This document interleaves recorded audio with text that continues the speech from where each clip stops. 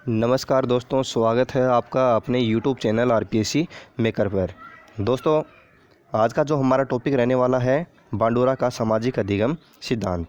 दोस्तों, unit number 2 चल रही थी हमारी और उसके अंदर टॉपिक है अधिगम सिद्धांत। और जो पिछले वीडियो में हमने क्लार्क हल का अधिगम सिद्धांत कंप्लीट कर लिया था। तो दोस्तों, आज का जो हमारा टॉपिक है बांडुरा का सामाजिक अधिगम सिद्धांत। तो दोस्तों, वीडियो स्टार्ट करने से पहले आपसे छोटी सी रिक्वेस्ट है, यदि आप हमारे चैनल पे फर्स्ट बार विजिट कर रहे हो तो चैनल को सब्सक्राइब अवश्य करें, साथ ही बेल आइकन को ज़रूर दबाएं, जिससे आपको हमारी वीडियोस के नोटिफिकेशन मिलते रहें। और दोस्तों, अभी तक आपने हमारी जो यूनिट नंबर 1 है और इनके जो महत्वपूर्ण क्वेश्चन करवाए थे मैंने 150 के लगभग, अभी तक वो आपने नहीं देखे हैं तो हमारे चैनल के अंदर प्लेलिस्ट बनी हुई है उनकी। तो प्लेलिस्ट के अंदर जाके आप फर्स्ट यूनिट से लेके अभी तक मैंने जितना करवा दिया है कंप्लीट, आप वहाँ पर देख सकते हैं। तो ठीक है दोस्तों, स्टार्ट करते हैं आज का अपना वीडियो। तो बांडुरा का सामाजिक अधिगम सिद्धांत। बांडुरा कनाडा के थे, ठीक है, ये साइकोलॉजिस्ट थे। बांडुरा कहाँ के थे? कनाडा के। बांडुरा के अनुसार समाज द्वारा स्वीकृत नियमों को अपनाना तथा अस्वीकृत नियमों को त्यागना ही सामाजिक अधिगम है। तो बांडुरा क्या कहते हैं? ये कहते हैं कि समाज में जो भी नियम बने हैं तो उनको तो क्या है, बालक अपनाएगा, और जो भी अस्वीकृत नियम है उनको वह त्याग देगा। यही क्या है? सामाजिक अधिगम। यानी जो समाज में जो बालक होता है वो सीखता है समाज के अनुरूप, तो वो होता है सामाजिक अधिगम। बांडुरा के अनुसार ज्ञान को सीखने की आवश्यकता नहीं है, बल्कि यह तो स्वतः ही विकसित होता है, क्योंकि व्यक्ति समाज में जैसा देखता है वैसा ही क्या करता है, सीखता है। ठीक है, व्यक्ति है, बालक है, जो भी क्या है, जैसा समाज में देखेगा वह क्या करेगा, वैसा ही सीखेगा। अच्छी बातें देखेगा तो अच्छा सीखेगा, बुरी बातें देखेगा तो क्या करेगा, वो बुरा ही सीखेगा। वह यह डिपेंड करता है उसके आसपास का वातावरण, जो सामाजिक वातावरण है उस पर। फिर है बांडुरा के सामाजिक अधिगम का आधार क्या है? अनुकरण। ठीक दोस्तों, ये महत्वपूर्ण, बहुत इम्पोर्टेंट है।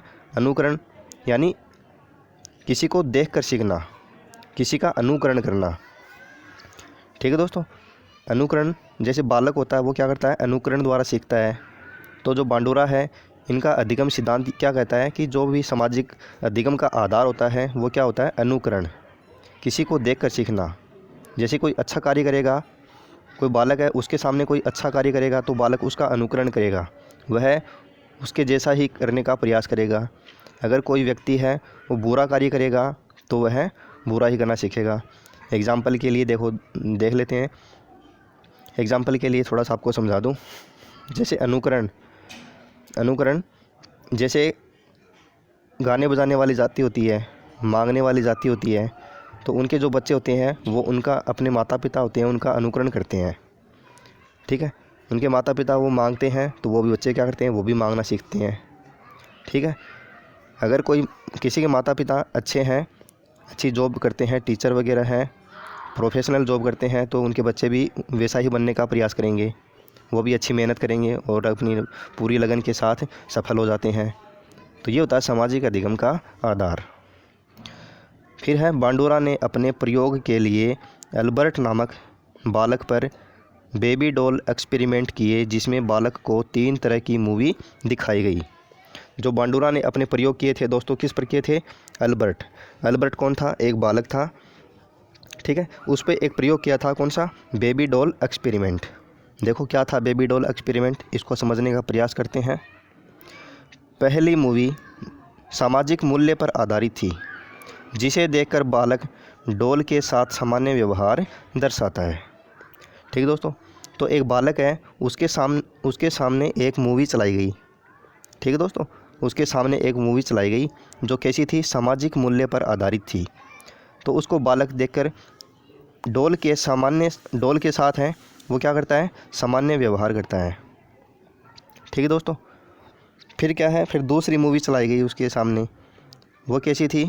प्रेम पर आधारित, स्नेह या प्रेम पर आधारित थी। तो बालक उसे देखकर क्या सीखा? कि बालक है, उसको गुड़िया दी गई, उसके गुड़िया के साथ क्या करता है, वो स्नेह करता है। ठीक है, मूवी कैसी थी, स्नेह या प्रेम पर आधारित। तो वह बालक है जो गुड़िया के साथ भी कैसा व्यवहार करेगा, प्रेम या स्नेह का व्यवहार करेगा।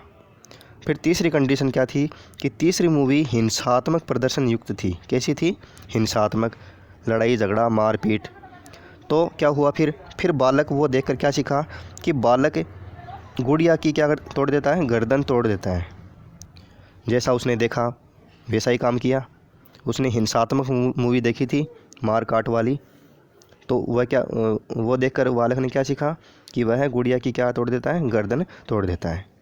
तो दोस्तों ये जो 3 कंडीशन है, इससे आप समझ गए होंगे कि जो बांडुरा का सामाजिक अधिगम सिद्धांत है वो किस पे डिपेंड है। ये डिपेंड है समाज में बालक जो जैसा देखेगा वैसा ही क्या करेगा, सीखेगा, उसी तरह का जो ज्ञान है वो ग्रहण करेगा।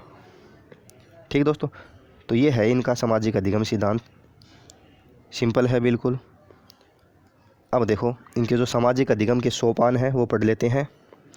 अवधान, अवधान अधिगम विषय वस्तु को आकर्षक तरीके से प्रस्तुत करना।